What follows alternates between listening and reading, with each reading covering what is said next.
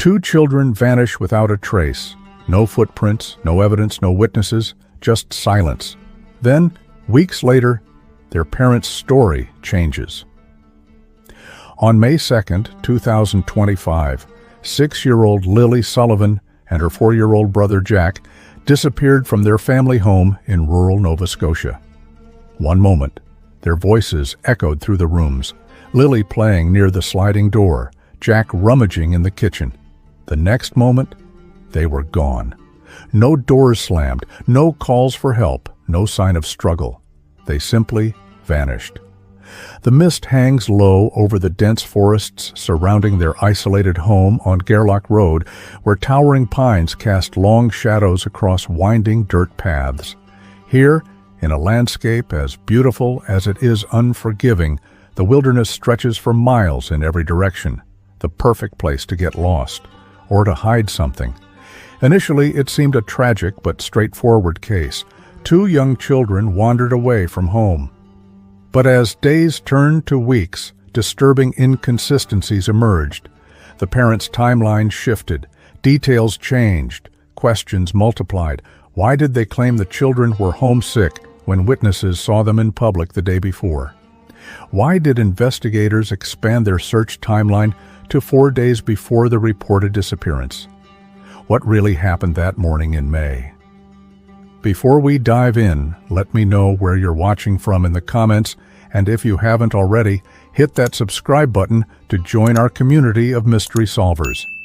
Today, on Last Seen Stories, we're examining the chilling case of Lilly and Jack Sullivan, a disappearance that began with silence and evolved into a web of contradictions that continues to baffle investigators. Lilly Sullivan was known throughout her kindergarten class as the girl with the ever-present smile. With bright auburn hair often pulled into 2 uneven pigtails, a style she insisted on doing herself, she was fiercely independent for a 6-year-old. Her teacher would later describe her as sunlight in human form, a child who collected rocks in her pockets and knew the names of every bird that visited the school code playground. Her younger brother, Jack, age 4, was quieter, but no less remarkable. Still mastering full sentences, he communicated largely through a language of enthusiastic gestures and the occasional burst of words when excited. He rarely strayed far from his sister's side, his small hand often clutching the hem of her shirt as they navigated the world together. The siblings lived with their mother, Malechia Brooks Murray, and stepfather, Daniel Martell, in a modest single-story home on Gairloch Road in Lansdowne Station, Pictou County. The property sat approximately 25 kilometers southwest of New Glasgow, nestled against a backdrop of dense forest.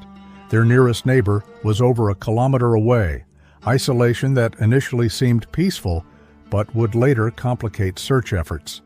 The morning of May 2nd, 2025, began like many others in the Sullivan-Martell household. According to initial statements, both children had been kept home from school for a second consecutive day due to Lilly having developed a cough. Malechia and Daniel were in their bedroom with their 1-year-old daughter, while Lilly and Jack were heard moving about the house. "I heard Lilly come into our room, then leave again," Malechia would later tell reporters, her voice hollow with grief. "Jack was in the kitchen. I could hear him moving things around, probably looking for a snack. That was normal for him." But what happened next was anything but normal. Within a span of minutes, the house fell silent. When Malechia went to check on her children, she discovered they were no longer inside. Their boots were missing, as was Lilly's small pink backpack. The sliding glass door that led to the backyard was closed, a detail that would later raise questions about how 2 small children could have left so quietly, shutting a door behind them that adults often found difficult to move silently. Most disturbing was the complete absence of sound. No calls for mom, no slamming doors, no giggles to signal a game of hide-and-seek. The children had vanished without a sound, leaving nothing behind but questions and a dawning sense of dread. The moment Malechia Brooks Murray realized her children were missing, She called her husband, Daniel, who was checking the perimeter of their property, and then immediately contacted the RCMP. The call came in at approximately 10 a.m., and by 12:25 p.m., police had issued a public notice about the missing children. "We believe the children wandered away from their home," stated the initial RCMP release. "At this time, there is no evidence to suggest abduction."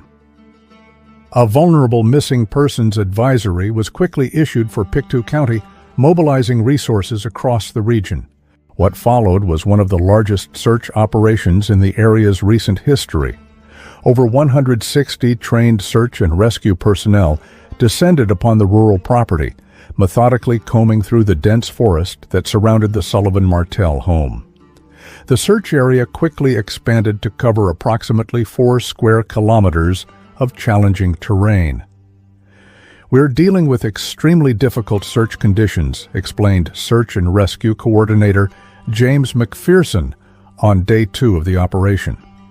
"The forest here is dense with steep embankments, thick underbrush, and natural hazards, including several small bodies of water. The kind of place where a child could be just meters away from a searcher and remain completely hidden from view." The technological response was equally robust. Drones equipped with thermal imaging cameras buzzed overhead, while helicopters from both the RCMP and Canadian Armed Forces conducted wider sweeps. K-9 units worked tirelessly, attempting to pick up any scent trail the children might have left, and specialized teams searched nearby ponds and streams. The community mobilized with remarkable speed. Residents from across Pictou County and beyond volunteered their time, bringing all-terrain vehicles, supplies, and determination. Local businesses donated food and water to sustain the searchers working in shifts around the clock. A command center was established at the Lansdowne Station Community Hall, where maps were marked with search grids and updated hourly. "I've never seen anything like this," said longtime resident Margaret Whalen, who helped coordinate meals for the search teams. "Everyone dropping everything to look for these little ones. It's heartbreaking, but it shows what this community is made of." As days passed with no sign of the children, the emotional toll on searchers became evident. Hope remained, buoyed by stories of children who had survived days in wilderness conditions, but concern deepened with each sunset. Temperatures in early May remained cool, particularly at night, raising concerns about exposure. "The first 48 hours are critical in any missing persons case, especially with young children," stated RCMP Sergeant Robert Doucette at a press conference on May 4th. "We remain hopeful but realistic about the challenges we're facing." By the end of the 5th day, with still no trace of Lilly or Jack Sullivan, no discarded clothing, no footprints, no disturbed areas of forest that might indicate their passage, investigators began to question the initial theory that the children had simply wandered away. The absolute absence of evidence was becoming evidence itself. Of what? They weren't yet certain.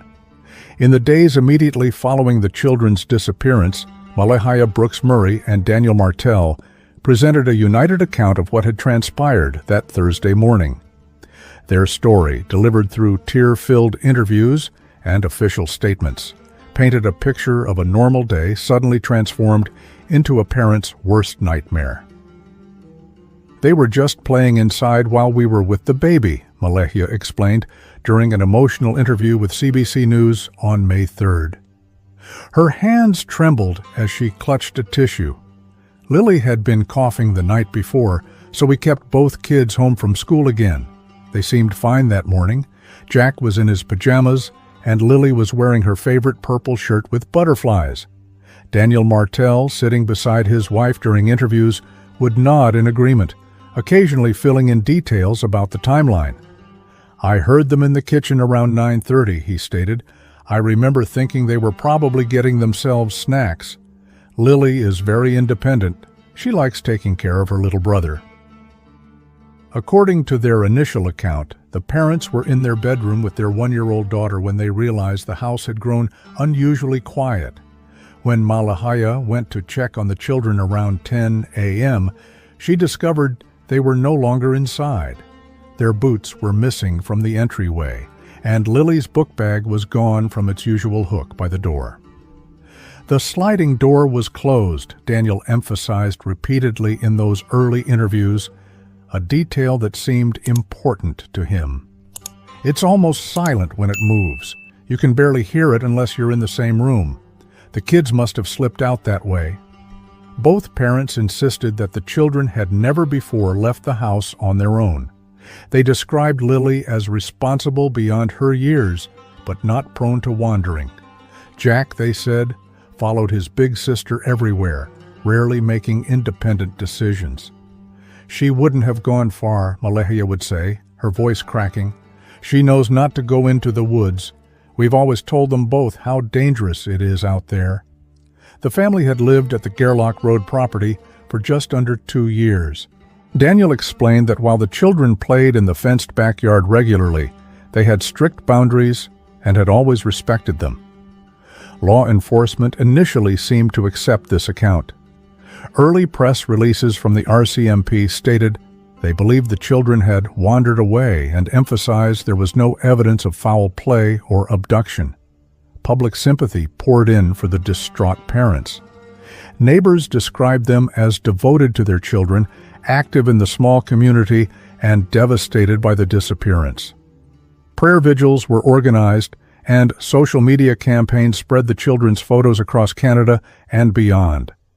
Yet, even in these early days, subtle inconsistencies began to emerge, details that individually seemed minor, but collectively would later take on greater significance.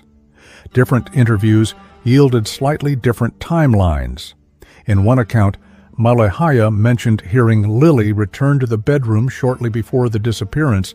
In another, she stated she hadn't seen either child for nearly an hour before discovering them missing. Daniel's descriptions of what the children were wearing that morning varied slightly between tellings. More notably, when asked about previous instances of the children attempting to leave home unsupervised, his answers seemed to shift from an emphatic never to acknowledging that Lilly had once attempted to follow him to the mailbox without permission. These inconsistencies were largely overlooked in the initial rush to find the missing siblings. But as days passed with no sign of the children, investigators began to take a closer look at the parents' narrative, and the story that had initially seemed straightforward started to reveal concerning gaps. On May 7th, 5 days into the search for Lilly and Jack Sullivan, the RCMP held a press conference that would dramatically alter public perception of the case. Standing before a room of journalists, RCMP Superintendent Clara Blackwood delivered a carefully worded update that contained a bombshell revelation.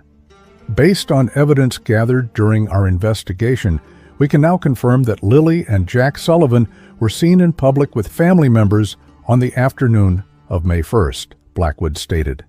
This sighting has been verified through both eyewitness accounts and video evidence.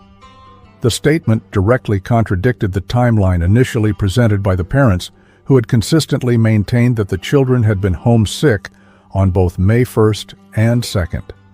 More troublingly, it raised the question of why this detail had been omitted from their original account. If you're finding this case as perplexing as I do, give this video a like and share it with someone who appreciates true crime mysteries. Your engagement helps us continue covering these important cases. As this new information spread, the Sullivan-Martel family's behavior began to draw increased scrutiny. It emerged that Malahaya Brooks Murray had left the search area just 1 day after her children's disappearance, relocating to stay with family in another part of the province. While her supporters explained this as a necessary step to care for her infant daughter and protect her mental health, critics questioned why a mother would distance herself from the search for her missing children. Meanwhile, Daniel Martel's response to growing public suspicion took a different form. In what appeared to be a proactive move to demonstrate transparency, he voluntarily provided his cell phone to investigators and publicly announced he had requested a polygraph test. "I have nothing to hide," he told reporters outside the family home on May 8th. "I've given them my phone, my Google Maps data, my bank statements, anything that might help find my children. I even asked for a polygraph because I want everyone to know I'm telling the truth." The RCMP declined to comment on whether such a test had been administered or what the results might have been. Standard procedure in an ongoing investigation. This silence, however, did little to quell speculation. As the discrepancy in the timeline came under greater scrutiny, additional inconsistencies in the parents' original narrative began to surface. The detail about the children's boots being missing, emphasized in early interviews, was called into question when a family member mentioned that Jack rarely wore boots, preferring his dinosaur rain boots even in dry weather. These boots, it was revealed, were still in the home. Lilly's missing backpack, initially described as pink, was later referred to as purple by Daniel in a subsequent interview. When questioned about this discrepancy, he explained that she owned multiple backpacks, a reasonable clarification, but one that added to the growing list of inconsistent details. Most significantly, the parents' explanation for why the children would have left the house began to shift. The initial suggestion that they had simply wandered out to play evolved into speculation that Lilly might have been attempting to walk to a neighbor's house where she had previously seen a new litter of kittens, a detail not mentioned in any earlier accounts. Criminal psychologist Dr. Eleanor Matheson, who has studied cases of missing children extensively, offered context for these evolving narratives in a CBC interview. When faced with the disappearance of a child, parents often reconstruct events, trying to make sense of the incomprehensible. This can lead to inconsistencies that aren't necessarily indicative of deception. However, significant changes to core elements of the timeline are more concerning from an investigative standpoint. The public's response to these developments was immediate and polarized. Online forums dedicated to the case saw heated debates between those who believed the parents were victims of tragic circumstances and those who suspected more direct involvement. The hashtag #Sullivan Truth began trending on social media, with users sharing timelines, screenshots of news reports, and amateur analyses of the parents' body language during interviews. By mid-May, what had begun as a community united in searching for two missing children had fractured into camps of suspicion and defense, with the shifting narrative at the center of the controversy. As the search for Lilly and Jack Sullivan entered its second week, a significant shift in approach became evident. On May 9th, the RCMP announced that the ground search operation would be scaled back, a devastating blow to those still holding out hope for a simple resolution to the children's disappearance. After 7 days of intensive searching covering approximately 5.5 square kilometers, we have found no physical evidence to indicate the children's movement through the search area, stated RCMP Sergeant Doucette. While this does not mean we are abandoning our efforts, we are adjusting our investigative approach based on the evidence, or notable lack thereof, that we have gathered. This pivot marked the transition from an emergency search and rescue operation to a more methodical criminal investigation. The absence of any trace of the children, no clothing, no footprints, not even a discarded wrapper from Lilly's backpack that was supposedly containing snacks, had become increasingly difficult to reconcile with the theory that they had simply wandered into the woods. By May 12th, the RCMP had expanded their investigative scope dramatically, issuing a public appeal for dashcam footage from motorists who had traveled along Gerlach Road between 12 p.m. on April 28th and 12 p.m. on May 2nd. This 4-day window, extending back significantly from the reported disappearance, suggested investigators were examining a timeline far broader than initially indicated. "We're casting a wide net," explained RCMP spokesperson Lieutenant Anita Hayes. In rural areas like this, even infrequent traffic can provide crucial information. Someone passing through might have captured something significant without realizing it. The investigation extended further into the digital realm as well. Digital forensics specialists began examining electronic devices from the Sullivan Martell home, including computers, tablets, and the phones of both parents. Cell tower data was analyzed to track movement patterns in the days leading up to the disappearance. Meanwhile, a new dimension to the investigation emerged when RCMP officers began collecting footage from trail cameras on neighboring properties. Melissa Scott, whose property sits approximately 18 minutes by car from the Sullivan Martell home, revealed that investigators had requested footage from her 7 trail cameras dating back to April 27th, 5 days before the children were reported missing. "They asked me to identify all our vehicles," Scott told a local reporter. "They said they needed to rule out local traffic from any footage they collected. It seemed like they were looking for vehicles that didn't belong in the area." The expanded timeline and geographical scope raised uncomfortable questions. Why were investigators looking at footage from 5 days before the reported disappearance? Were they questioning whether the children had gone missing earlier than May 2nd? Or were they searching for evidence of unfamiliar vehicles or individuals in the vicinity of the family home? Despite scaling back the ground search, the RCMP did conduct 2 additional targeted searches on May 17th and 18th. These operations involved more than 115 searchers focusing on specific areas along Gairloch Road, supported by Nova Scotia Public Safety Field Communications and EHS Emergency Preparedness Special Operations. These searches yielded no new findings, further deepening the mystery. By late May, the RCMP revealed that they had received over 355 tips from the public and had formally interviewed more than 50 individuals. The investigative team had grown to include specialists from major crime units and forensic services, signaling the seriousness with which authorities viewed the case. Perhaps most tellingly, police statements began to shift, from referring to the case as a straightforward missing persons investigation to acknowledging its suspicious nature, a subtle but significant change in terminology that reflected the evolving understanding of what might have happened to Lilly and Jack Sullivan.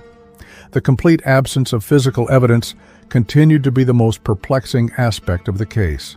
As one seasoned search and rescue volunteer put it, "Children leave traces, especially in environments like dense woods. They break branches, they drop things, they leave footprints. The fact that we found absolutely nothing in such an extensive search area defies explanation if they simply wandered off." As days turned into weeks with no sign of Lilly and Jack Sullivan, the case exploded across social media platforms, transforming from a local tragedy into a national obsession. What began as straightforward shares of missing children posters evolved into something far more complex and at times problematic. Facebook groups dedicated to the case sprouted overnight, some growing to tens of thousands of members within days. These digital communities initially served as centralized locations for sharing information about search efforts and coordinating volunteer activities. However, as the official narrative began to shift, these groups became breeding grounds for speculation, amateur sleuthing, and increasingly wild theories. "I've never seen anything like it," commented social media researcher Dr. Priya Sharma. "The algorithms reward engagement, and few things generate more engagement than a mystery involving children. Every inconsistency, every perceived oddity in a parent's expression or statement becomes fodder for hours of discussion and debate." TikTok users began creating video timelines of the case, some accumulating millions of views. Content creators dissected every interview with the parents, analyzing their body language and vocal patterns. Others created detailed maps of the search area, developing elaborate theories about where the children might have gone or been taken. The Sullivan-Martel family found themselves subject to intense scrutiny, with every aspect of their lives examined under a digital microscope. Old social media posts, family photos, and even Malihaya's previous relationships became topics of public discussion. Daniel Martel's background as a former long-haul truck driver sparked particular interest, with some speculating about his knowledge of remote areas that might be relevant to the case. In response to the growing online frenzy, the RCMP issued a statement on May 15th urging the public to exercise restraint. While we appreciate the community's commitment to finding Lilly and Jack Sullivan, we must caution against the spread of misinformation. Unverified claims and speculation can hinder our investigation and cause additional pain to a family already experiencing unimaginable distress. Despite this plea, the online conversation continued unabated. Hashtags like #Find Lilly and Jack, #Sullivan case, and the more accusatory Sullivan Truth regularly trended across platforms. Content creators who had never before covered true crime pivoted to the case, recognizing the traffic it generated. The family's response to this digital deluge was mixed. Malahia retreated further from public view, with family members explaining she was too distraught to engage with media or social platforms. Daniel, however, maintained a more visible presence, occasionally addressing rumors directly through brief statements to local media. "I understand people want answers," he told a reporter from the Chronicle Herald on May 20th. "So do I. But my children are still missing, and some of the things being said online are not just wrong, they're cruel." Community support for the family remained strong in Pictou County, with regular vigils held at the Lansdowne Station Community Hall. Neighbors defended the parents against online accusations, describing them as devoted to their children and devastated by their disappearance. "I've known Malahia since she was a girl," stated elderly neighbor Martha Donaldson. "Those children were her world. Anyone suggesting otherwise doesn't know her at all." Yet, as the case dragged on without resolution, even local support began to show cracks.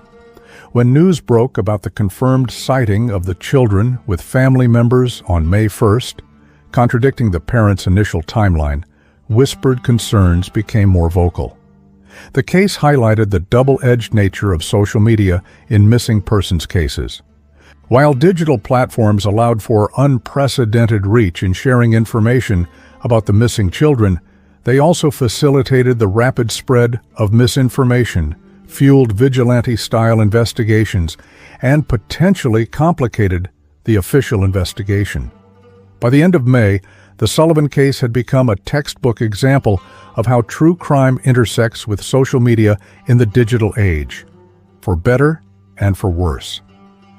On May 28, 2025, nearly 4 weeks after Lilly and Jack Sullivan vanished from their rural Nova Scotia home, the RCMP held a press conference that delivered the most significant update to date in the perplexing case. After extensive investigation, including the review of surveillance footage and interviews with multiple witnesses, we can now confirm that Lilly and Jack Sullivan were last seen in public with family members on the afternoon of May 1st, stated RCMP Superintendent Clara Blackwood. This sighting has been verified through both video evidence and eyewitness testimony. While the RCMP had previously alluded to this timeline, this marked the first official confirmation of the children being seen alive just 1 day before their reported disappearance. Notably absent from the statement was any specification of which family members were with the children or where exactly they had been seen. This case continues to evolve, and we need your help to spread awareness. Comment your theories below and subscribe for future updates on this case. The press conference also revealed a significant expansion of the investigation's scope. "We are now requesting dashcam footage from anyone who traveled along Gairloch Road between April 28th and May 2nd, Blackwood continued.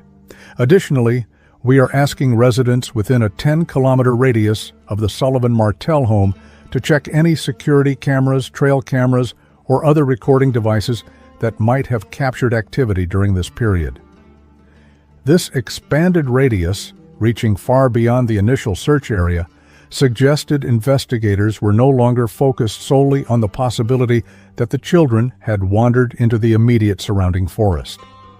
The request for footage dating back to April 28th, 4 days before the reported disappearance, raised further questions about the established timeline. When pressed by journalists about the significance of this broader time frame, Blackwood remained circumspect. In any investigation of this nature, we gather as much information as possible. We are not specifying or confirming any theories at this time. The RCMP also revealed that they had received over 355 tips from the public and had formally interviewed more than 50 individuals, with additional interviews scheduled in the coming days. Among those interviewed were neighbors, family members, friends, and employees of businesses in New Glasgow where the family was known to shop. Local media reported that forensic teams had made multiple visits to the Sullivan Martell home, though the RCMP declined to comment on what, if anything, had been discovered during these examinations. Similarly, they would not confirm whether either parent had taken or passed a polygraph test, citing the ongoing nature of the investigation. A particularly notable development came from an unlikely source: trail camera footage from a property owned by Melissa Scott, located approximately 18 minutes by car from the Sullivan Martell home. Scott revealed that RCMP officers had requested footage from her 7 cameras dating back to April 27th and had asked detailed questions about vehicles belonging to her family and neighbors. They seemed particularly interested in identifying local vehicles versus ones that might have been passing through, Scott told CBC News. They spent hours going through my footage, focusing on certain time frames. While Scott could not disclose whether anything significant had been found in her footage, the intense interest from investigators suggested they were pursuing leads beyond the initial theory that the children had simply wandered away from home. By May 30th, 2025, the investigation had clearly evolved from a missing persons case into something more complex. While the RCMP continued to emphasize that all possibilities remained under consideration, their methodical expansion of the investigation's scope, timeline, and geographical focus pointed to growing doubts about the straightforward narrative initially presented. For the families and communities anxiously following the case, each new development brought both hope for resolution and fear of what that resolution might reveal about the fate of Lilly and Jack Sullivan. As the investigation into the disappearance of Lilly and Jack Sullivan entered its 5th week, multiple theories had emerged to explain the baffling case. Each had its proponents and detractors, with investigators careful to emphasize that all possibilities remained under consideration. The original theory, that the children had simply wandered away from home, had been the focus of initial search efforts. Yet, as time passed, this explanation became increasingly difficult to reconcile with the complete absence of physical evidence. Search and rescue experts pointed out several troubling inconsistencies with this scenario.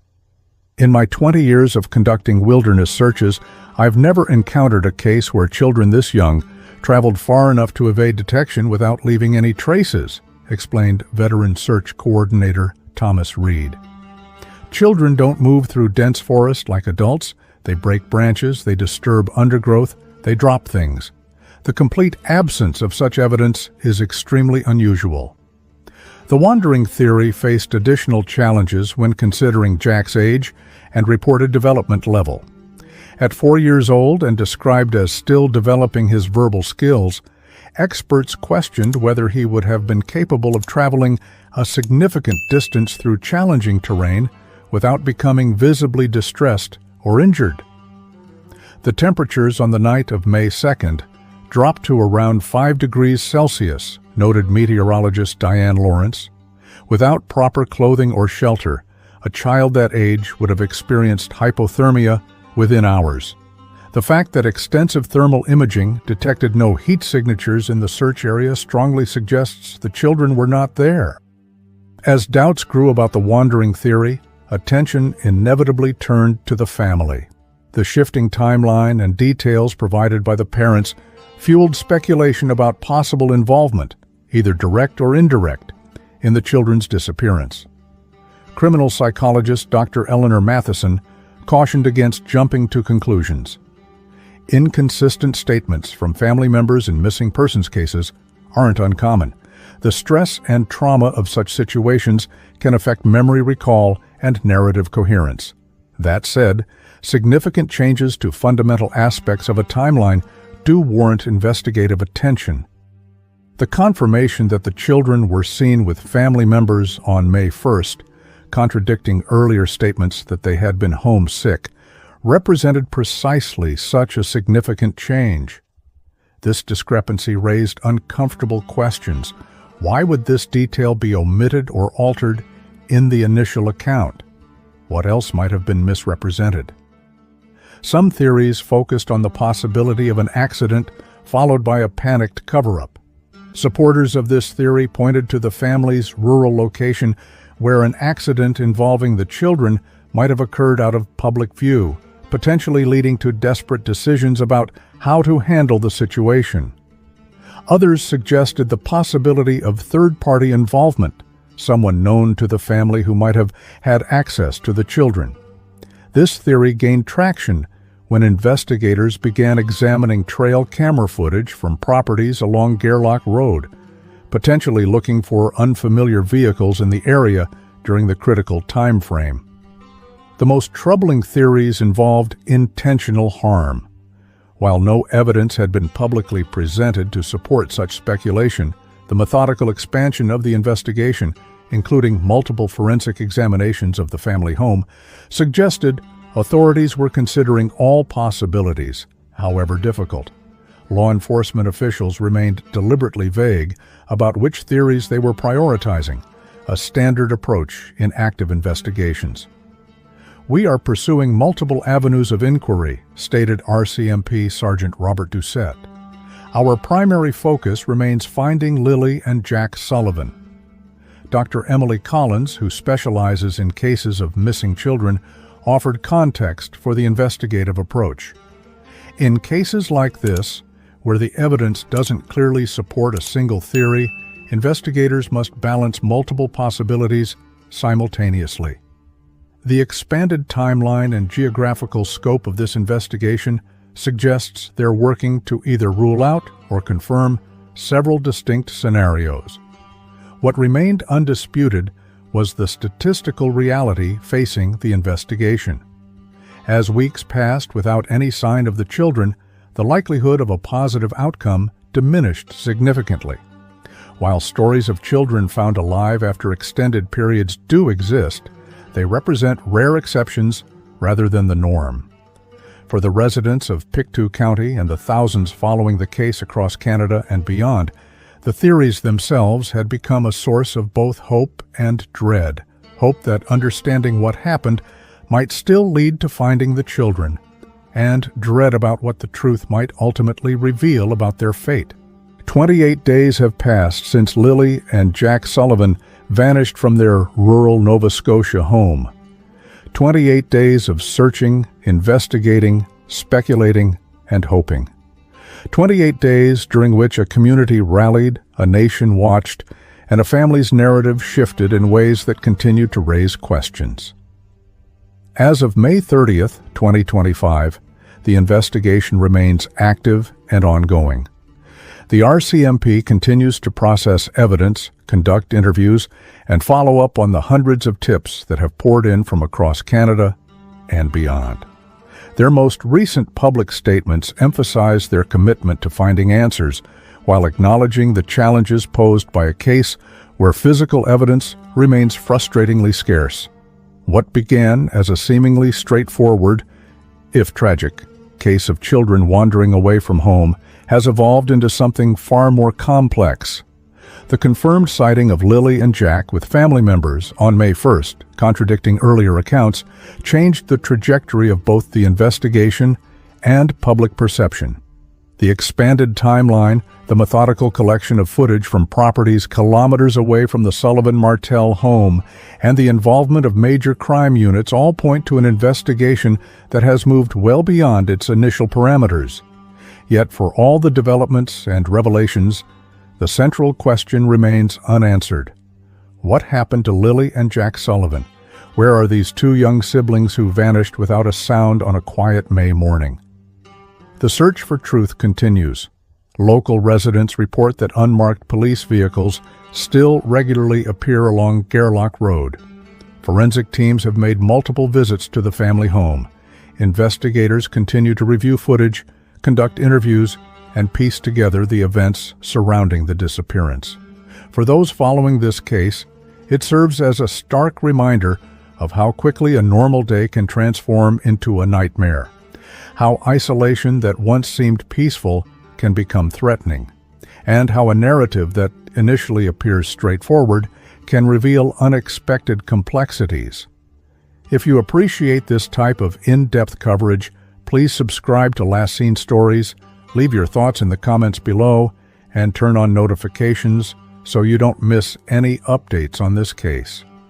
Most importantly, this case reminds us that at its heart, beyond the theories and speculation, beyond the changing stories and unanswered questions, are two children, Lilly with her uneven pigtails and rock collection, Jack with his dinosaur boots, and quiet devotion to his big sister. Whatever the truth may ultimately reveal, their story deserves to be told, their fate deserves to be known, and their memory deserves to be honored. As this investigation continues to unfold, Last Seen Stories will provide updates on any significant developments. Until then, we can only hope that answers will come soon for Lilly and Jack Sullivan, the siblings who vanished without a sound.